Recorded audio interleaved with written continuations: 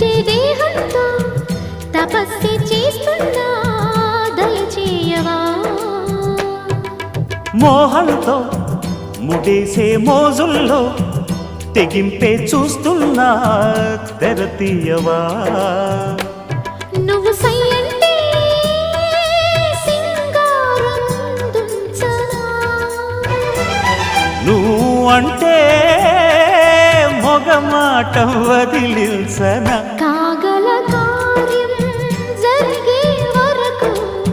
కౌగిలి కోసం ఒకటే పరుగు కంటికి కొనుకుంటా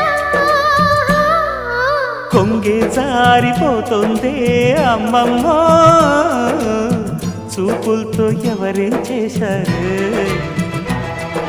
పొంగే